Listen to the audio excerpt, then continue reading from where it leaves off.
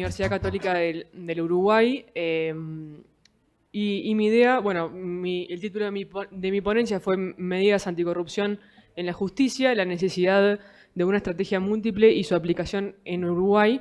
Y mi idea con esto es plantear el tema de la corrupción desde un punto de vista particular y un poco opuesto a lo que están acostumbrados los demás países de la región o algunos de los demás países de la región, que están mucho más inmersos en el fenómeno de la corrupción, o aparentemente eso es lo que se ve respecto de Uruguay. Mi idea entonces es plantear el caso, lo que ocurre en Uruguay, y voy a partir de tomar a Uruguay dentro de algunos rankings internacionales como un país altamente calificado o como un país que tiene muy bajo índice de corrupción, para ver qué significa esto y qué nos debe significar en lo que tiene que ver con las medidas anticorrupción a tomar. Por eso el segundo punto de mi ponencia, y que tendrá mayor desarrollo, es lo que yo propongo, es decir, una estrategia múltiple para combatir la corrupción, incluso en aplicación en Uruguay, que parece que no hay tanta corrupción.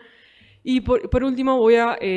presentar algunas conclusiones que van a ser aplicadas al caso uruguayo, pero que también van a poder ser extrapoladas al caso internacional y a los demás países de la región, dado que son temas que compartimos entre todos y que se dan en igual medida en los demás países.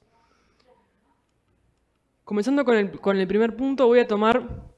algunos índices, y para esto opté por seleccionar dos índices: el índice de democracias de The Economist y el índice de percepción de la corrupción de Transparency International. Por supuesto que índices hay muchos, y por supuesto que uno puede hacer las críticas luego de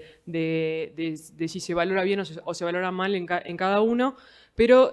tomé estos dos como datos dados por la realidad y que son razonablemente aceptados, y a su vez porque me interesa mostrarles lo que estos índices muestran. El índice de Economist clasifica a las democracias entre en si son democracias plenas, en si son sistemas híbridos, perdón, en si son democracias plenas, en si son democracias imperfectas, en si son sistemas híbridos o regímenes autoritarios. Para eso toma en cuenta 5 variables: el proceso y el pluralismo electoral, el funcionamiento del gobierno, el pluralismo político, la cultura política y los derechos civiles. Vamos a ver que en cada una de estas variables el tema de la corrupción se ve y incide en la puntuación que cada país obtiene en esta clasificación y en esta evaluación. Vamos a ver también que esto hace que innegablemente la corrupción tenga un vínculo con la democracia, como también lo ha señalado en esta mañana el profesor Mata de esta universidad. Y este vínculo es señalado por el otro índice, el índice de percepción de la corrupción. En este caso, y en la última publicación correspondiente al año 2017, Transparency International menciona que la corrupción está asociada con la reducción del espacio para la sociedad civil. La mayoría de los países que obtienen una puntuación baja en cuanto a libertades civiles también suelen recibir altas calificaciones de corrupción. Esta relación entre corrupción y democracia, y a su vez también con los derechos fundamentales, fue señalada muy recientemente por la Resolución 1 del 2018 de la Comisión Interamericana de Derechos Humanos, que se publicó el pasado viernes, y a la que voy a hacer referencia en algunos de los puntos de esta ponencia, por su relevancia y también por la reciente publicación.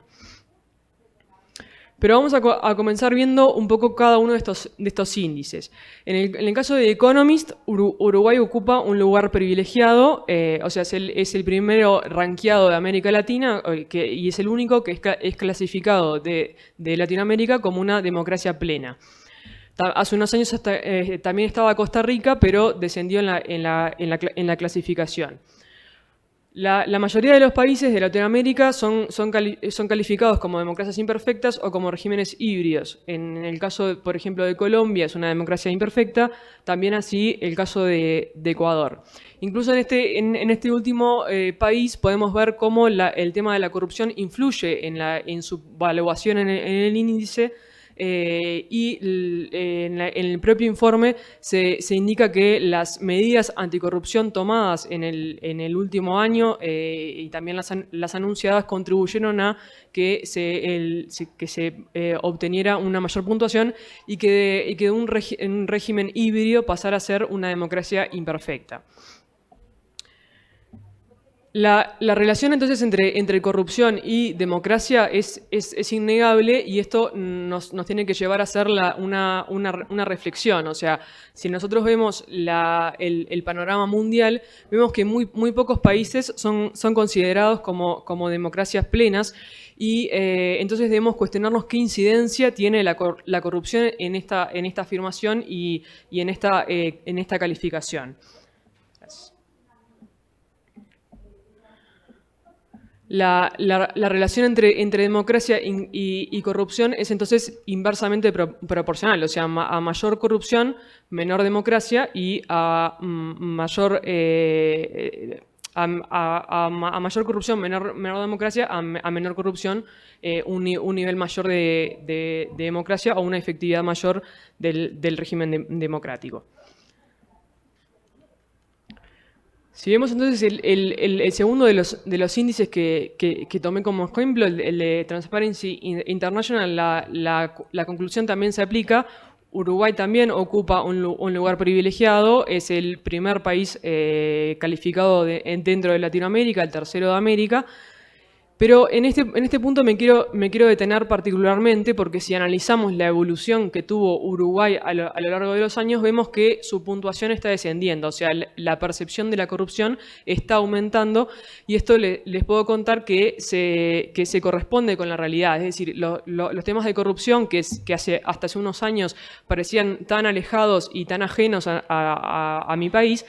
hoy en día se están instalando en la esfera pública. Hay cada vez más casos y cada vez más cuestionamientos de esta temática, por lo que me parece imprescindible analizar, más allá de catalogarnos como un país con rankings altos, analizar estos índices desde otra perspectiva, o sea, de lo que ellos muestran, que muestran que la corrupción, la democracia y los derechos están naturalmente asociados, y que si bien si bien un régimen puede ser calificado como democracia plena, al siguiente año o a los siguientes años esa calificación puede descender rápidamente si se dan casos de corrupción y si la corrupción llega a instalarse en la esfera pública. Por lo tanto, es necesario tomar algunas medidas a las que voy a referir a continuación, y particularmente voy a tratar el tema de la corrupción en Uruguay. La corrupción en Uruguay es definida como el uso indebido del poder público o de la función pública para obtener un provecho económico para sí o para otro, se haya consumado o no el daño. Esta es la corrupción, esta es la definición legal que tiene que ver con los tipos penales, que luego la ley define. Pero la corrupción debemos entenderla como un fenómeno más amplio, que se relaciona con el principio de probidad, o sea que la administración debe actuar conforme al interés público, y digo administración en sentido amplio, abarcando a todos los órganos estatales. Y este principio es un principio que está establecido en forma expresa en algunas constituciones, como la Constitución española, pero aún en los países o en los estados en los que en su constitución no se establece en forma expresa, igualmente debemos entenderlo como implícitamente reconocido, y así es el caso, por ejemplo, de Uruguay. Ahora, el tema es qué es el interés público. O sea, no voy a aburrirlos y tampoco nos darían el tiempo para ahondar en las distintas teorías y distintos autores que tratan la noción de interés público. Lo que sí me pareció importante y me pareció novedoso, de acuerdo a la legislación uruguaya, es que se define al interés público para esta cuestión de la corrupción, y se lo define de una forma amplia, pero a su vez se se lo concretiza en algunos supuestos específicos. Es decir, el interés público se expresa en la satisfacción de necesidades colectivas de manera regular y continua, en la buena fe en el ejercicio del poder, en la imparcialidad de las decisiones adoptadas, en el desempeño de atribuciones y obligaciones funcionales, en la rectitud de su ejercicio, en la idónea administración de los recursos públicos. O sea que debemos entender a la corrupción como un fenómeno, más allá de las definiciones específicas, como un fenómeno que se da toda vez que la administración se desvía del interés público que debe ser perseguido. En este sentido, se ha pronunciado recientemente la Comisión Interamericana de Derechos Humanos, quien así ha definido a la corrupción y la ejemplificó con una gama muy amplia de casos, desde el financiamiento de partidos políticos hasta la contratación pública, hasta la incorporación de un funcionario público, entre tantos otros. O sea que la corrupción no se da únicamente en aquellos casos que involucran en millones de dólares, o que involucran a muchos agentes del Estado, o que incluso se da en casos en los que se conectan con más de un Estado. Por supuesto que esos casos son de corrupción, son importantes, son trascendentes, pero también la corrupción se da en el día a día, y en esto es la perspectiva que presento respecto de Uruguay. Es decir, no importa tanto qué tan trascendente es el caso, sino que los casos se están instalando, y en eso es a lo que debemos analizar y a lo que debemos abocarnos. Por eso y para eso presento una estrategia múltiple, que es el segundo punto de esta ponencia. La estrategia múltiple se trata, o sea, son varias medidas que en mi opinión son las básicas y necesarias. Por supuesto que medidas habrá muchas más, y que las dividí en tres grandes áreas: en la designación de los jueces, en la transparencia de este procedimiento y el control; en la remuneración, en la educación y en la cultura, particularmente referidas a la rectitud y a la importancia del rol del Poder Judicial; y en la labor de los medios de comunicación, en el acceso a la información y en el relacionamiento entre los medios con el Poder Judicial.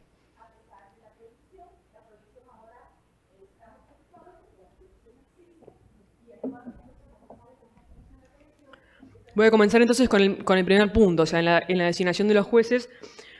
para contarles particularmente lo que ocurre en Uruguay con la designación de los máximos órganos, de los integrantes de los máximos órganos jurisdiccionales, que en nuestro caso son la Suprema Corte de Justicia como órgano jerarca máximo del Poder Judicial, y el Tribunal de lo Contencioso Administrativo, que es un sistema orgánico independiente al Poder Judicial, y que, entre otras competencias, tiene la competencia de controlar la regularidad jurídica de los actos administrativos. En Uruguay, y de acuerdo al artículo 236 de la Constitución, cuando hay una vacante, es la Asamblea General la que, por 2/3 de votos de sus componentes, va a otorgar la venia para designar a ese miembro. Ahora, también la Constitución establece un plazo, el plazo de 90 días. O sea que si en 90 días la Asamblea General no alcanza esos 2/3, queda automáticamente designado el miembro del Tribunal de Apelaciones que tenga más antigüedad en ese cargo.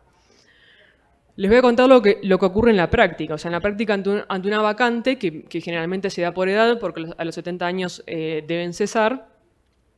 pueden ocurrir dos escenarios. Un primer escenario, que es lo que está ocurriendo, por ejemplo, actualmente, que hay una vacante en el Tribunal de lo Contencioso Administrativo. La fuerza política no le interesa ni discute a qué miembro va a nombrar. O sea, el tema no es un tema que se esté abordando, por lo que seguramente van a transcurrir los 90 días y se va a quedar automáticamente designado el miembro del Tribunal de Apelaciones que tenga más antigüedad en ese cargo. También puede ocurrir el escenario contrario, es decir, que a la fuerza política sí le preocupe quién va a ser designado, como ha ocurrido en las últimas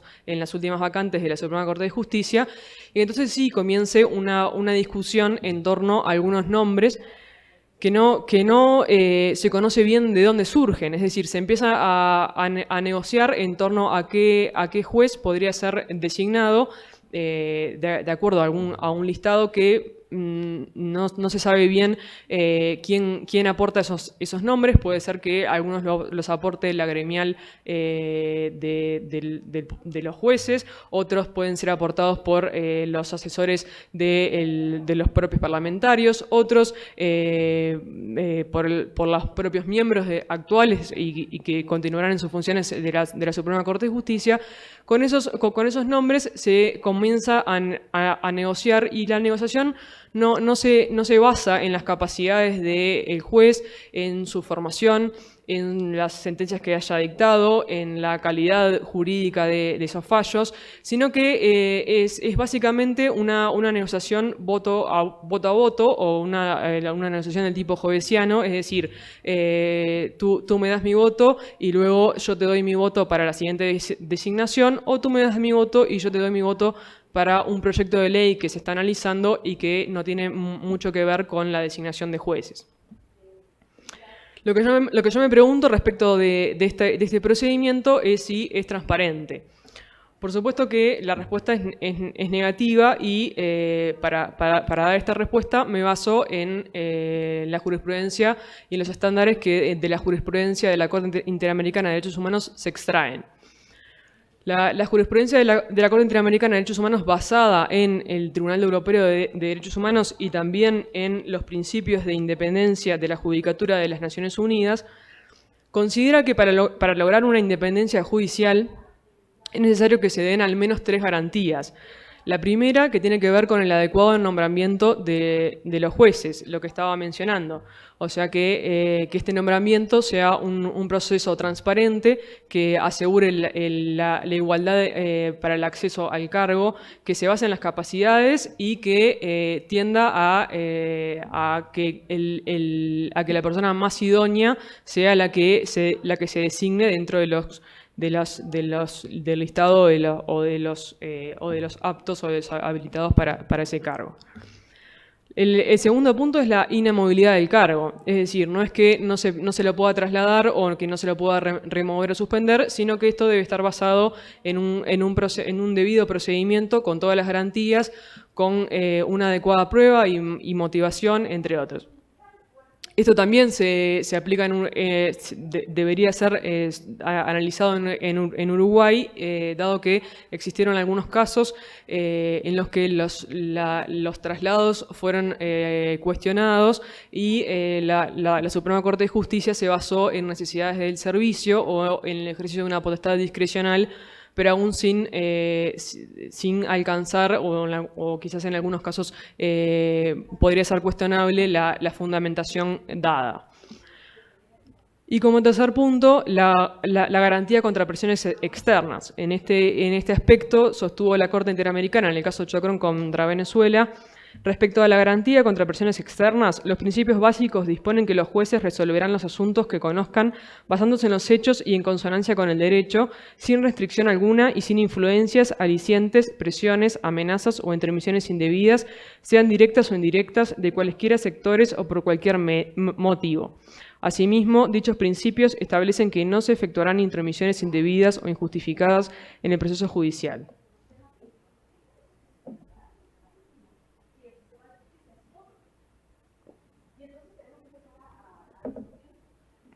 El Estado posee entonces una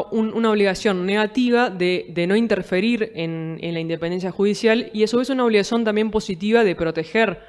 esta independencia. En esta última obligación es en la que hace hincapié la Comisión Interamericana de Derechos Humanos, que se nota preocupada por las posibles consecuencias o represalias que tanto jueces como fiscales como defensores de los derechos humanos podrían tener frente a la investigación de casos de corrupción.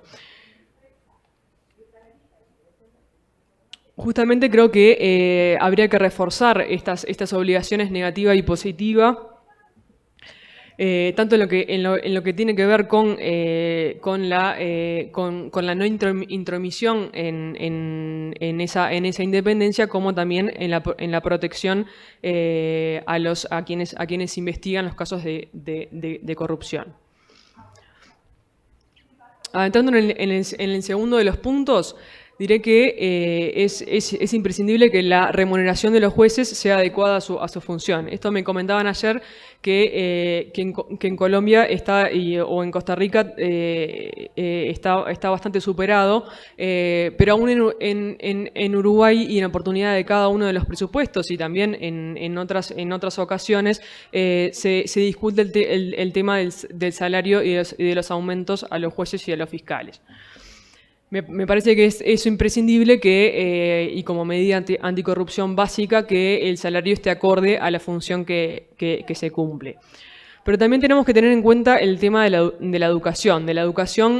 con énfasis en la corrupción, en lo negativo que la corrupción es para la democracia, que es el régimen que la Constitución prevé, y también en lo que tiene que ver con el rol del Poder Judicial, o sea que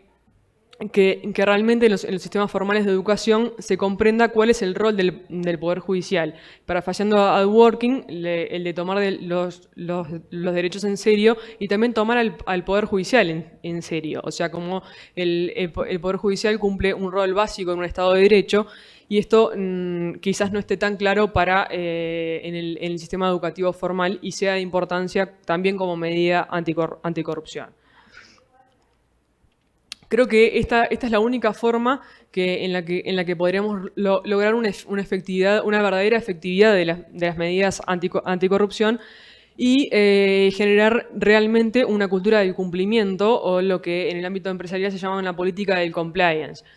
Esto me pareció trascendente mencionar algunas normas y algunas recomendaciones internacionales que las empresas toman en cuenta ya no para cumplir la ley, sino para cumplirla del mejor modo posible, ya no para evitar una sanción, sino para comprometerse realmente con cumplir y con adoptar los estándares que son de distintas materias, pero que en este caso son anticorrupción. Un ejemplo de ello es la norma ISO 37001 de sistemas de gestión antisoborno. Y en esta norma se dispone que la ley por sí sola no es suficiente para resolver este problema. Por lo tanto, las organizaciones tienen responsabilidad de contribuir proactivamente en la lucha contra el soborno. Una organización bien gestionada debe tener una política de cumplimiento que se apoye en sistemas de gestión adecuados que le ayuden a cumplir sus obligaciones legales y sus compromisos con la integridad. Una política antisoborno es un componente de una política global de cumplimiento. Una política antisoborno y sistema de gestión de apoyo ayudan a la organización a evitar o mitigar los costos, riesgos y daños de involucrarse en el soborno, a promover la confianza y la seguridad en las transacciones comerciales y a mejorar su reputación. Es común hoy en día que varias empresas y varias organizaciones estén incorporando esta norma, y esto me pareció bien trascendente como política anticorrupción que permitirá ya no cumplir la ley en estricto modo, sino cumplirla de un mejor modo, con una mayor efectividad y a través de procedimientos que nos permitan lograr un verdadero cumplimiento. También hay otras normas, como la guía práctica elaborada por la Oficina de Naciones Unidas contra la Droga y el Delito, y también el manual para empresas que elaboró esta oficina conjuntamente con la OCDE y con el Banco Mundial, además de otras como la UNE en España o algunas recomendaciones de la Unión Europea. Todo esto contribuye a crear una verdadera política de cumplimiento, cultura de cumplimiento, que como les decía, ya no será cuestión de cumplir meramente la ley para evitar una sanción, que por supuesto tanto la ley como la sanción y como la fiscalización son importantes, pero también el comprometerse a cumplirla del mejor modo. Es decir, cuando una empresa no contrata con otra o rescinde un contrato porque la otra empresa no cumple con determinados sistemas, como puede ser con la norma ISO 37001 uno de gestión antisoborno o como pueden ser otras anticorrupción, me parece que realmente eso hace la diferencia y eso hace que se pueda lograr una efectividad mayor en la política anticorrupción. Y por último, voy a abordar el tema de la labor de los medios de comunicación, del acceso a la información y del relacionamiento de estos medios con el Poder Judicial. Sin duda que la labor de los medios de comunicación es muy amplia, por lo que únicamente me referiré a las tres áreas que entiendo tienen una vinculación especial con este tema de la corrupción.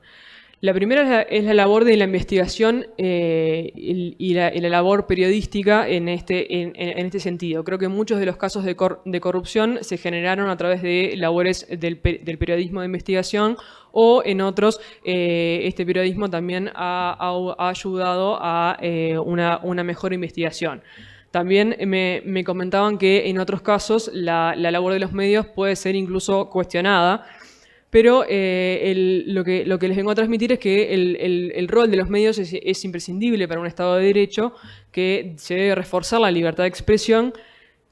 y que en estos casos se debe encaminar a que estas investigaciones periodísticas contribuyan más que a criticar, a ayudar a la investigación y a coordinarse con otros organismos que estén investigando. Que en Uruguay, por ejemplo, ocurre con las comisiones investigadoras del Poder Legislativo. El Poder Legislativo ya trasladó su función primordial de elaboración y de creación de normas para el control que realiza, por ejemplo, a través de la creación de estas comisiones investigadoras. Estas comisiones investigadoras investigan distintos casos y distintas, por ejemplo, contrataciones públicas o actuaciones de funcionarios públicos o actuaciones del Estado para con otros estados, y se ha abordado y se ha encontrado casos que presumiblemente pueden llegar a ser delitos o pueden llegar a estar vinculados con casos de corrupción, que incluso se han presentado las denuncias penales y eso se está abordando actualmente en la justicia. O sea, veamos que bien importante es la labor de investigación que puede estar coordinada entre la prensa y otros organismos estatales o similares. Pero esto no sería posible sin un adecuado acceso a la información pública. El acceso a la información pública es un derecho bien trascendente para la democracia y para el Estado de Derecho, y de eso no caben dudas desde el caso Claudio Reyes contra Chile del año 2006. La Corte Interamericana dispuso que el actual del Estado debe encontrarse regido por los principios de publicidad y transparencia en la gestión pública, lo que hace posible que las personas que se encuentran bajo su jurisdicción ejerzan el control democrático de las gestiones estatales de forma tal que puedan cuestionar, indagar y considerar si se está dando un adecuado cumplimiento de las funciones públicas. El acceso a la información bajo el control del Estado que sea de interés público puede permitir la participación en la gestión pública a través del control social que puede ejercer con dicho acceso. El control democrático por parte de la sociedad a través de la opinión pública fomenta la transparencia de las actividades estatales y promueve la responsabilidad de los funcionarios sobre su gestión pública. En este caso, las leyes de acceso a la información pública, tanto de Uruguay como de los otros países, prevén la obligación de transparencia activa y de transparencia pasiva. O sea, la transparencia activa son aquellos datos que los organismos estatales deben publicar y que se compone de una lista que la propia ley otorga. En este caso, la Comisión Interamericana propone ampliar esa lista hacia otros supuestos, como la financiación de partidos políticos, como ya más específicamente los detalles de algunas contrataciones públicas o de incorporación de funcionarios públicos. Me parece importante que este listado de información pública ya por defecto, o sea, que el organismo tiene necesariamente que dar, sea revisado año a año o cada periodo periodo prudencial a los efectos de que nos aseguremos de que vasta información esté disponible al público y no solamente cuando alguien o generalmente cuando los medios de comunicación o algún otro organismo que esté investigando lo solicita. Asimismo, lo que tiene que ver con la transparencia pasiva, es decir, aquellos datos que se otorgan cuando un interesado así lo pide, es bien importante detenernos en las excepciones, o sea, la información confidencial, la información reservada, la información secreta, y en que estas excepciones o esta clasificación se haya hecho con anterioridad al pedido, que esto incluso Uruguay tiene una excepción adicional, o sea que hay información que se puede clasificar como confidencial aún luego de haberse pedido y durante el curso de este pedido. Y en este punto me parece importante volver al rol que tienen los órganos jurisdiccionales y que tiene el Poder Judicial. O sea que volvemos de alguna forma al comienzo y a la importancia que la independencia judicial y que la independencia del juez posee para estos casos. Como último punto, el tema del relacionamiento entre el Poder Judicial con los medios de comunicación. O sea, no caben dudas que los medios de comunicación tienen una influencia importante para la opinión pública y a su vez tampoco caben dudas que el juez no está ajeno ni apartado del mundo social, sino que está sujeto a algunas preinterpretaciones, sea que sean internas de él o sea que vengan también de los medios de comunicación y de lo que estos transmiten es la opinión pública, que puede ser real, pero que también puede ser aparente. En estos casos me parece trascendente que el juez se vea con la independencia suficiente para que en algunos casos pueda fallar o vaya a fallar a favor de esa mayoría social que es aparente o que es real, pero que en otros casos tendrá que fallar a favor de la minoría y en contra de esa mayoría, y muchas veces será criticado por esto. Decía García de Entrerría que la democracia es el gobierno de la mayoría con límites, y en esos límites se encuentra el rol contramayoritario del Poder Judicial. Por lo tanto, es importante que la integridad y la independencia del juez sean tales para que se vea en la facultad y en la posibilidad real de que en algunos casos va a fallar a favor de esa mayoría, pero que en otros casos justamente su rol, y así se lo indica la Constitución, es proteger a las minorías. Por supuesto que cuando nos enfrentamos a una sentencia es difícil prever o es difícil observar cuál fue realmente el motivo que llevó al juez fallar como se falla. De hecho, yo he estudiado la aplicación del principio de proporcionalidad en las sentencias judiciales de algunos tribunales, y les puedo comentar que si bien en algunos casos con la sola lectura de la sentencia se obtienen perfectamente cuál fue el razonamiento transitado y cuáles son los elementos jurídicos por los cuales se llevan a que el juez falle como falle, en otras sentencias no es así y nos quedan dudas de cuáles fueron los motivos y cuáles fueron los fundamentos. Por lo tanto, en estos casos me parece que es imprescindible exigir una debida motivación y una debida fundamentación de los fallos judiciales. En este punto sostuvo Alicia Castro, que fue recientemente cesada como presidente del Tribunal del Contencioso Administrativo. Si nos preguntamos qué hace correcta una sentencia, probablemente diríamos que una buena sentencia es la que contiene una decisión que se adecua a los hechos del caso, al derecho vigente y además satisface ciertas exigencias valorativas que permiten calificarla como justa. El decisor indica con claridad, precisión y de modo sintético los hechos relevantes que están admitidos o probados, las disposiciones aplicables y su interpretación, y con esa base construye la argumentación que justifica el fallo tanto internamente como externamente. Bien, arribando ahora a las conclusiones, las medidas y los casos que he comentado fueron ejemplificadas respecto a Uruguay, pero permiten ser extrapoladas a cualquier otro Estado y a cualquier otro país, dado que son temas compartidos. El punto de partida debe ser el tema de la designación de los jueces y de la transparencia. En algunos estados, como me comentaba la profesora de Italia, este tema ya está un poco resuelto y no caben dudas que la designación otorga esa independencia necesaria. Pero en otros estados, como en Uruguay, es aún un tema para resolver y que es importante como medida anticorrupción. Como segundo aspecto, la verdadera efectividad de las medidas y además de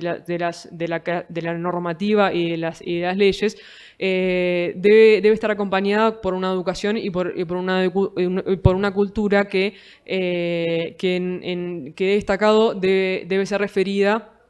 muy especialmente a la importancia que la anticorrupción tiene para la democracia y también a la importancia de la rectitud del Poder Judicial en función al rol que cumple para el Estado de Derecho y para la democracia.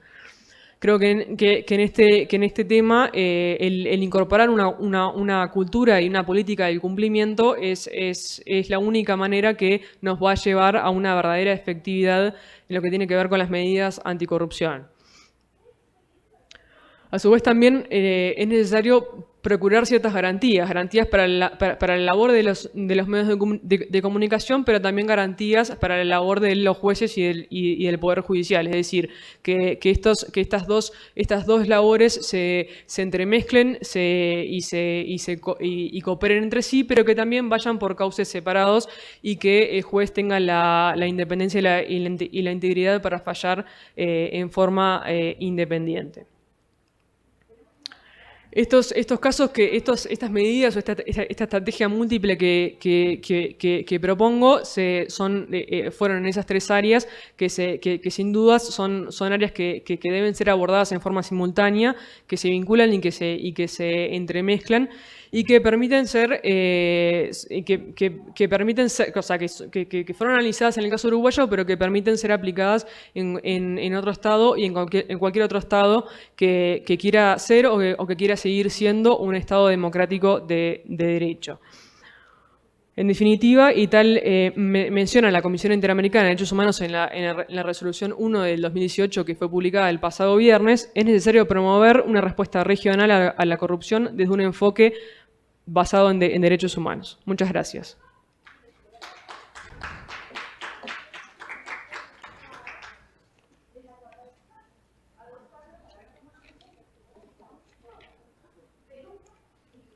Sí, ¿tenés una pregunta?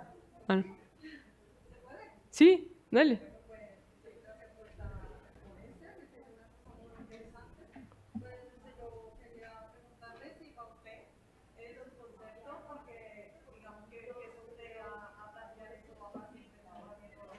Sí.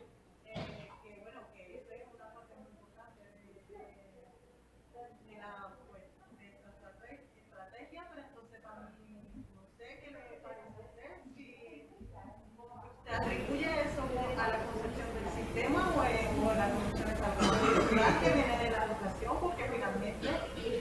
los jueces son personas que están allí y que no es el nombramiento o el sistema que hace que se genere corrupción. Para mí es simplemente esta gente que está allí, bueno, tiene los principios y los valores para decir no o para hacer las cosas correctamente. Entonces, de pronto, ¿se atribuye al sistema o se atribuye a la cultura? No, lo atribuyo a ambos. ¿Sí?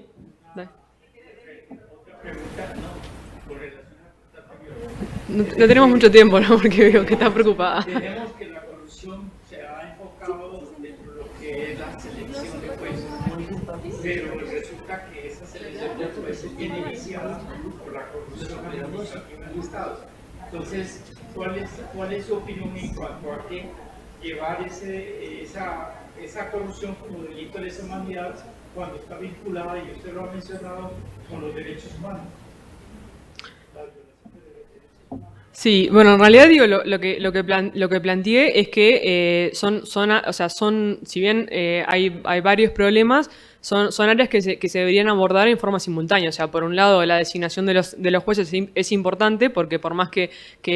digo, lo cultural es como tú decís, hacia la persona y hacia el juez. Y sin duda que incluso con el procedimiento actual que cuestioné en su transparencia,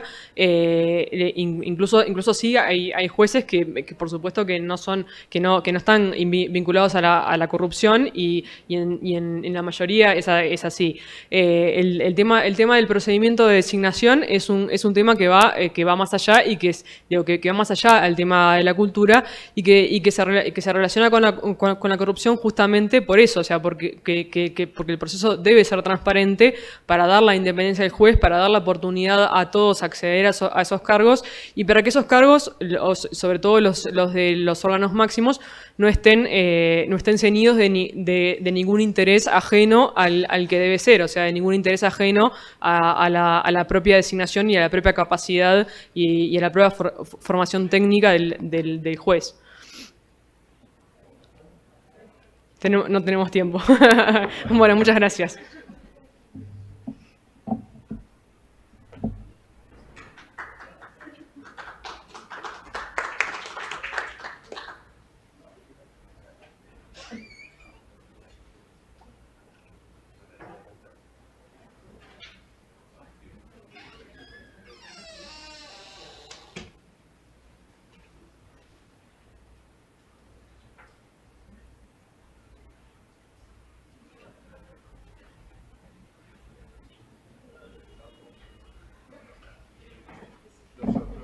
Sí, vamos a esperar unos minutos a que lleguen las demás personas que estaban en los otros auditorios y continuamos con las presentaciones finales.